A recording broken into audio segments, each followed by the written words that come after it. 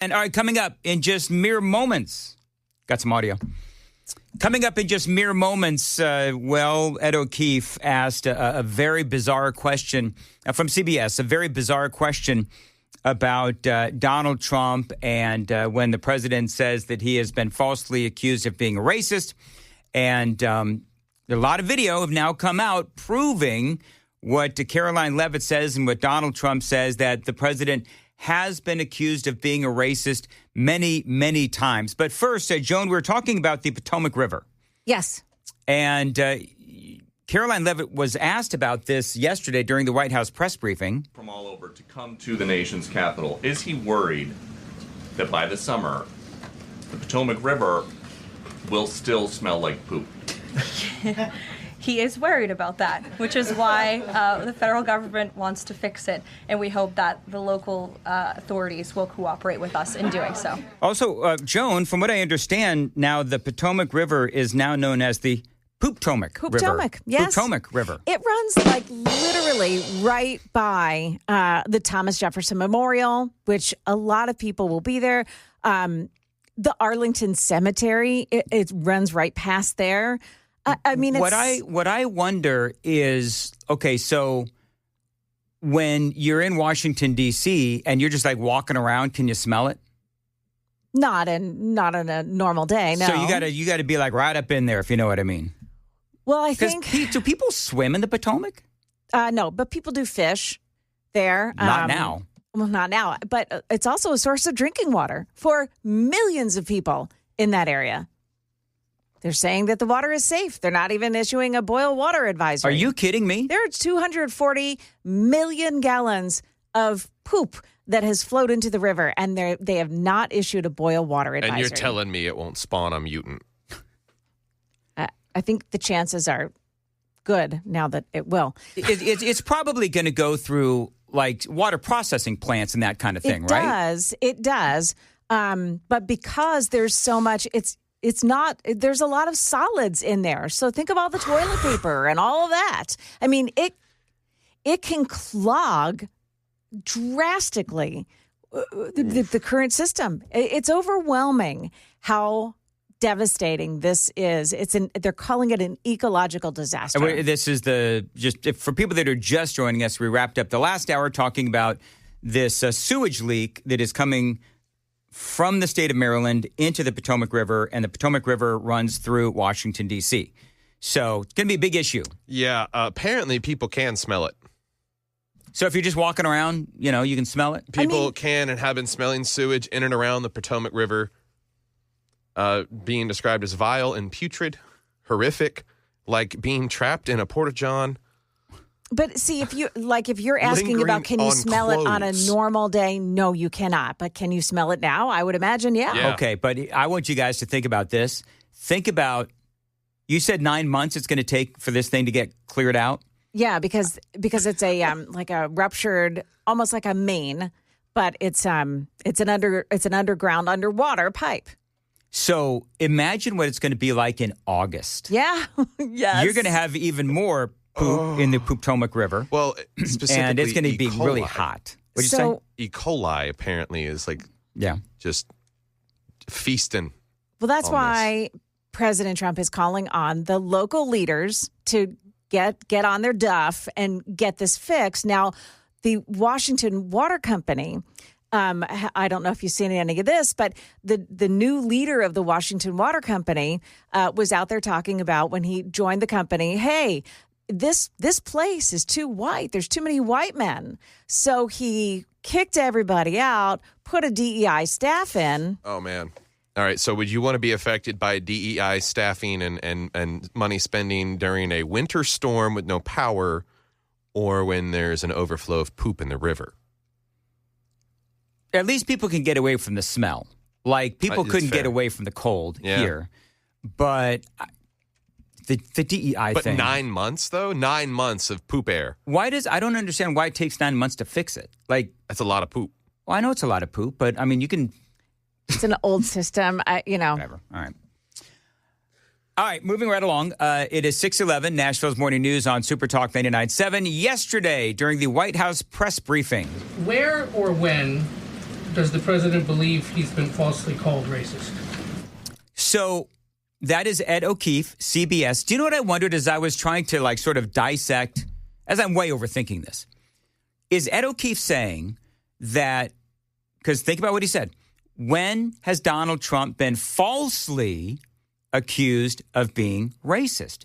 So I think, is it possible what Ed is saying is that Donald Trump has never been falsely accused of being racist because Ed O'Keefe is saying that Donald Trump is racist?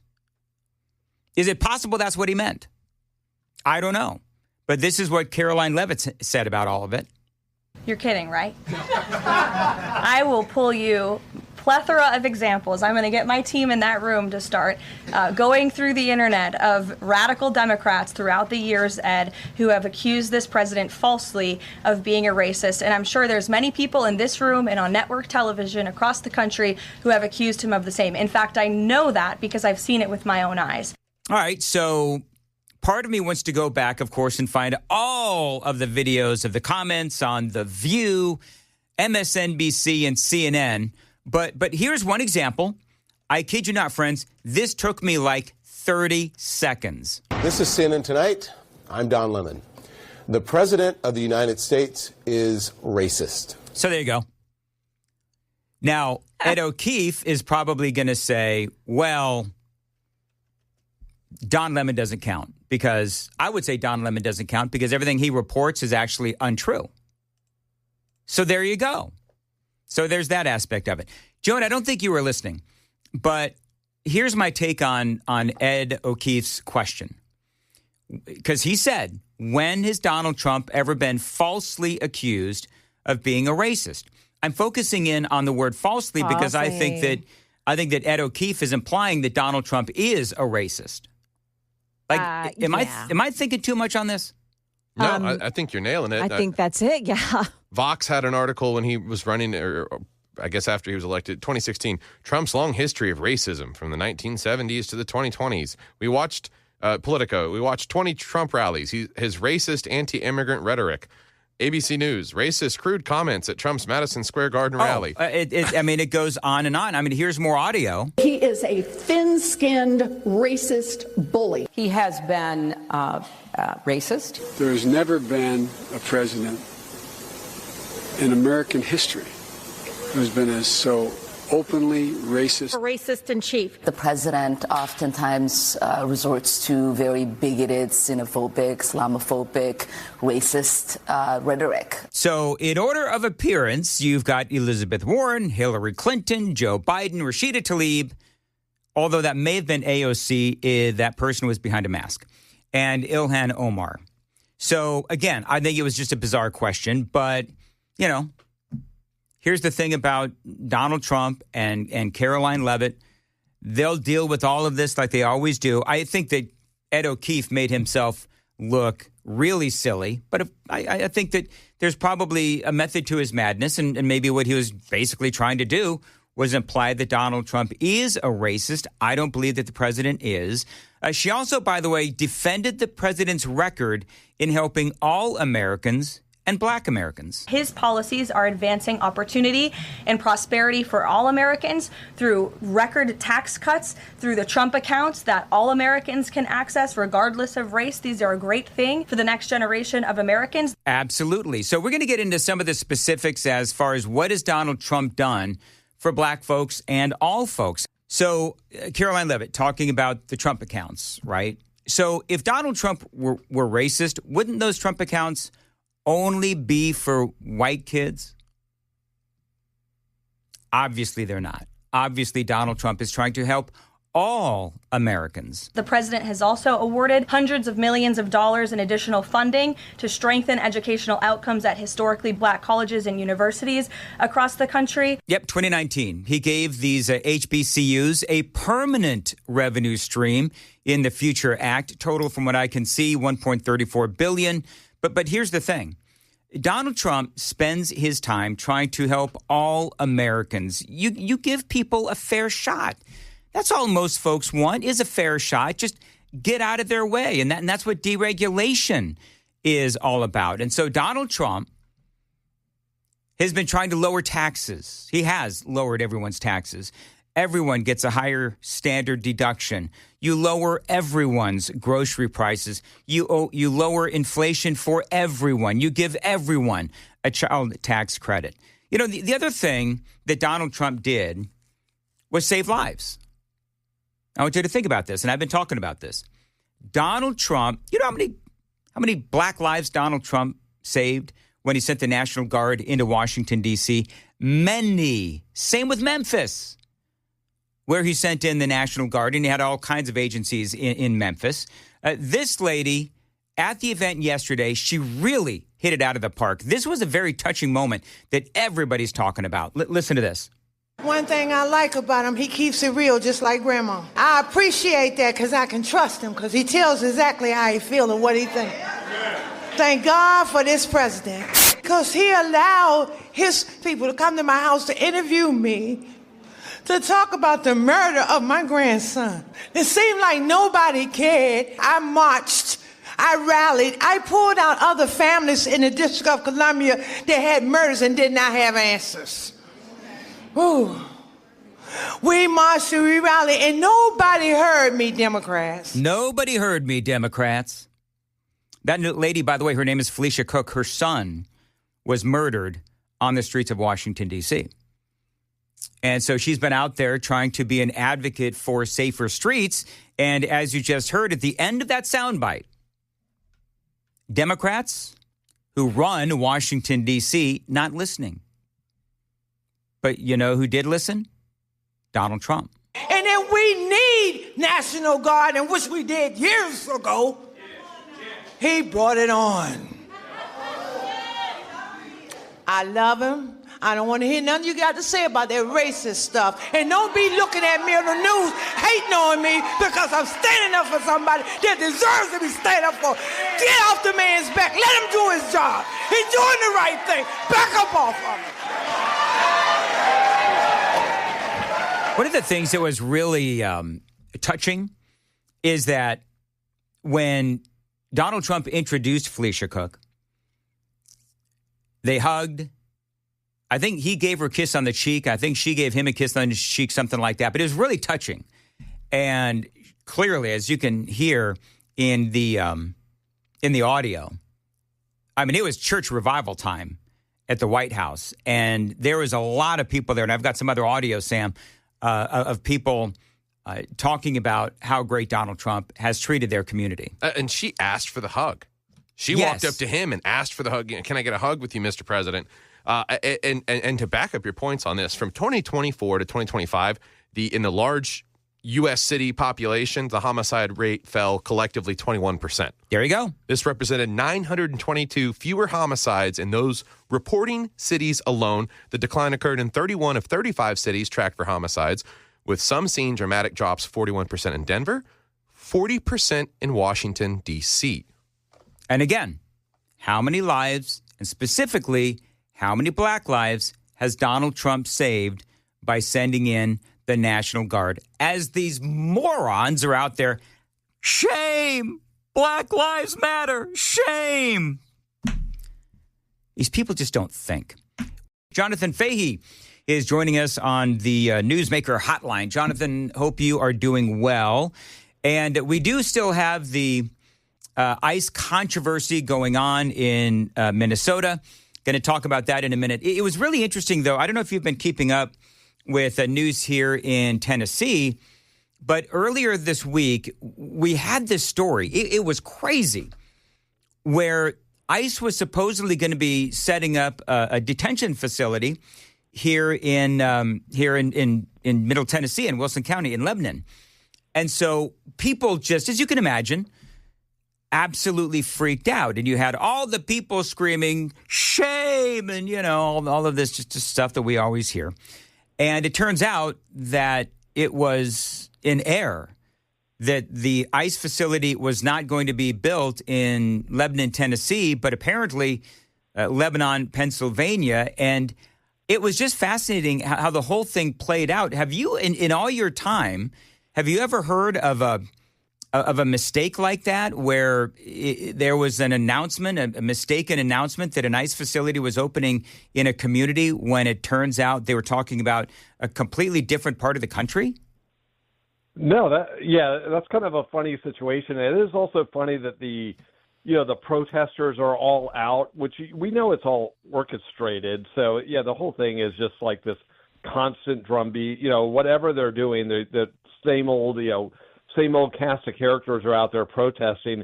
I mean, my view on these detention centers, they should put them all in these sanctuary cities and the places that aren't cooperating and stick one in Martha's Vineyard, because make the people that are causing the problem have to deal with it on a serious level, because it's like, this was all caused by the Democrats, and that's why we have to have all these places. Well, we do have to have all of these places. And, these detention centers, and correct me if I'm wrong, because there's people that are saying, okay, well, why do we need these big old detention centers anyway? Because aren't we just turning around and deporting them? Well, yes, but they need to be held somewhere in the short term. Talk a little bit about, what exactly is going on in these detention centers. We've talked about the detention center in Florida, in the Florida Everglades. I forget exactly what they called it, gator, alligator, something. I forget now, but I'm having a bad memory day today, Jonathan. But talk about why we need these detention centers in the first place. It's because there's these people that need to be detained while we figure out what we do with them. Yeah, exactly. Like, the Democrats are always talking about due process. Well, the due process is they get arrested. A lot of times they've already been ordered deported, but they can still make certain claims. And then you also have to make arrangements for the country that they're being sent back to. And some countries it's very easy, but some countries it's very difficult to make those arrangements. So some of the people in detention have nothing to do with our country keeping them. It has to do with their country of origin either being difficult or not taking them back. So that's a lot of it. But most of the people are going through these places probably within about 3 weeks of getting arrested, going to the detention center, and being removed. So people aren't there that long, but we need these places because they need somewhere for people to be placed temporarily until they're removed. Or obviously, under the Biden administration, what we had was they would put people on equivalent to like a bond you would have in if you're a criminal arrestee, and then tell them to come back or self-deport. And what happened? They don't leave or don't come back to court. So you need to keep these people locked up until they're removed. And that's why you need all these places. And again, all of it always comes back to, and the Democrats will never take any responsibility. But if Biden didn't do what he did, we wouldn't have to be doing all of this stuff now. And we wouldn't have to be building a bunch of new places and doing all of these things. But unfortunately, Biden was completely derelict in his duty, and, I believe intentionally, so they would have more illegal aliens here. Thank you, 4268. Alligator Alcatraz is exactly what I was looking for. Former acting director of ICE is what you were in a previous life under Donald Trump first administration. So obviously this is something that you are familiar with. I want to talk a little bit about what's going on in Minnesota. You and I have talked about it before, but just to recap a bit, Tom Homan goes in and he completely changes, I guess, the dialogue. And Kristi Noem, she left Minnesota. President Trump sent in Tom Homan, and he starts talking to, whether it's Tim Walz or Jacob Frey or Keith Ellison. And part of what they do is they are now agreeing to cooperate. As a matter of fact, I saw something, I think it was yesterday, where every single county in Minnesota is now cooperating with ICE. And so I think it is mission accomplished. People that are complaining about this and saying that Donald Trump, turned and ran, I think that these missions, they all have stages. And this is, if they had just done this in the first place, you would have Renee Good and Alex Preddy. They would still be alive. But apparently now ICE is working more in some of the suburban counties as well as Minneapolis and the core. Yeah, it's interesting you said that, because I would consider this an overall success on the immigration front, because they removed, 4,000 people. And all of these places that previously were not cooperating are now cooperating. So everything about this is a success. And you're exactly right. All of these people, Renee Good, Alex Freddie, would be alive, one, if the Democrats didn't encourage all of this obstructive behavior, but also if they had just simply cooperated on the jails, Minnesota wouldn't have been as high a priority, because if you look at the places that are high priorities are typically the sanctuary cities, because they have more dangerous criminals that are illegal aliens roaming the streets than the places that turn them over, like, places like Florida that are turning everyone over. So you don't have illegal alien sex offenders wandering the streets. They're kicked out of the country. So all of this was created, and it's really shameful, going back to, Waltz and Frey, that it's like everything they did was to sort of, ramp up, all of these protesters, rioters, create the subversion, and they knew exactly what they were doing.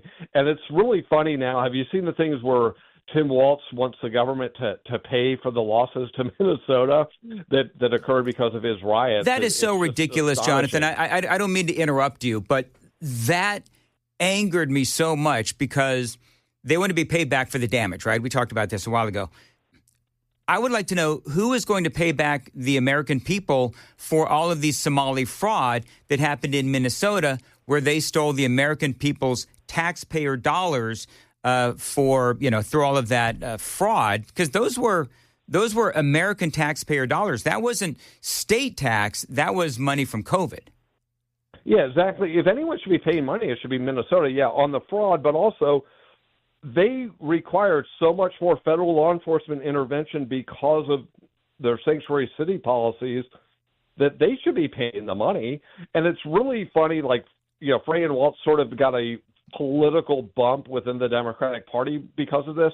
But if you think about it, if you're a business owner or a family, would you really consider moving to Minneapolis these days after we already had George Floyd, now we had this?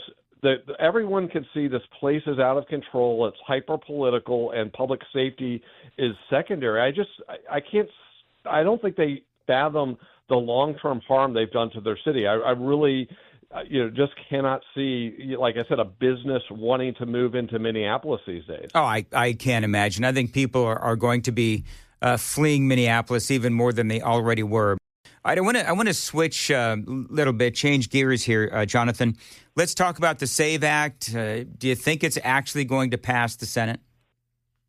I think they're going to have trouble, not because they don't have enough Republican votes or enough overall votes, because I think Fetterman would vote for it. But I think, the filibuster is the impediment. And you do think the Republicans, we already know the Democrats will get rid of the filibuster next time they're in charge and have a Democrat in the White House. So you do think the filibuster's days are numbered anyway. So there is a good argument to say, dump the filibuster and pass this thing, because it makes total sense. And it's also such a great way to call out the Democrats, because watching them try to defend their position is just embarrassing. They just have to fall back on the Jim Crow, everyone's racist type of thing. But it's such common sense, particularly just the showing ID. The fact that Democrats are against that. I understand some of their arguments on the citizen verification is a little more burdensome, but certainly reasonable. But the fact that they can't even agree to show an ID at the voting place, it just really shows where they are. And it's really hard. They act like you're promoting some conspiracy theory when you say something like I said on CNN once, and they got mad, was the Democrats brought all of these people in because they want them to be Democratic voters. That's why they fight to keep them out, and that's why they don't want voter ID. And the Democrats go crazy, but we all know that's true. And so it just smokes them out. And I think it was Moskowitz, the guy from Florida, was on Maria Bartiromo's show, I think yesterday, saying, he'd be okay with voter ID. So it's already funny that they're sort of, calling them out to the point that they feel ridiculous defending their positions. Well, but my bottom line is pass this thing. It's good for the country, and it makes sense. It does make sense. And I think this is something the Republicans, it's really in John Thune's hands. I mean, they've got to get it out of committee, get it down to the floor vote, decide what they want to do with the filibuster. But I agree with you. One way or another, it's got to pass. My worry in our final 60 seconds, Jonathan, is that if we don't do what we need to do, the Democrats, Lord help us, if they end up getting the Senate and the House and of course, the White House at some point, they could go in and they could eliminate the filibuster and they could put in all the things that they wanted to do years ago, which was basically at the federal level, refuse to clear the voter rolls and not require ID and not ask for ID and all the literally the complete opposite of what Republicans want to do to shore up the elections. Yeah, you're exactly right. And they've said they're going to do it, and they would have done it, save for Manchin and Sinema a couple of years ago. They were going to do it. So, yeah, this idea that we the Republicans always sort of hold our fire, the Democrats don't feel the least bit bad about pushing their agenda. And they're going to also, by the way, move to reopen the border and legalize everyone they brought in. We know that's part of it, too. So this idea that, we should somehow, this higher value of the history of the filibuster should prevent us from doing what's right for the American people. I'm just not buying it. And, whatever the value of the tradition is, the Democrats don't care at all. They'll also pack the Supreme Court and do lots of other things, maybe eliminate the Electoral College. So, yeah, they already have this planned. And, I give them credit. They get their stuff done. They don't back down. They get their nominees through, and they fight for what they believe in, which is bad for the country, but at least they fight for it. Absolutely. And with that, we'll say goodbye. Are you in Virginia? Remind me, are you in Virginia? So can you smell the Potomac from your house? Not yet, but I think when it warms up, we will be able to. And, yeah, Virginia's going, there's going to be a lot more people moving to Tennessee, just so get ready down there after our new governor and all the looming disasters we have. Just to get rid of the smell, and that stench includes the new Virginia governor. Right. You guys need to build a wall in Tennessee or you're going to have too many people coming in. Amen. All right. Very good. Thank you, Jonathan Fahey. By the way, you are always welcome, just so we're clear. Thank you. All right. See you later. Jonathan Fahey. That last part sounded awkward, didn't it? Like, was it just me or he didn't know what to say to that? I was saying. He's allowed to come in? He is allowed to come in. Yeah, John. He may have thought you meant you're always welcome on the show, and he's like, duh, I know that. Oh, no. He's always welcome. Whatever. You always manage to make it awkward. Make it awkward. Make it weird. Make it weird, Mandis. By the way, so at least make it hard. So I'm talking about how I'm having a bad memory day. I couldn't remember Alligator Alcatraz earlier, Joan. Yeah. And because my problem is for people just joining us, I can't remember the locker combination that I've had for a year and a half, and I open my locker literally every workday, sometimes 2 times a day. And I walked in this morning, for whatever reason, it has escaped my memory. Do you know, Joan, I can remember my my junior high school locker combination. Oh. 34, 48, 16. I can remember that to this day. But I can't remember the combination to my locker at work. What is happening to my brain? I'm so sorry. Yeah. It is so bizarre. Anyway, so if anybody knows my combination, could you text it to me?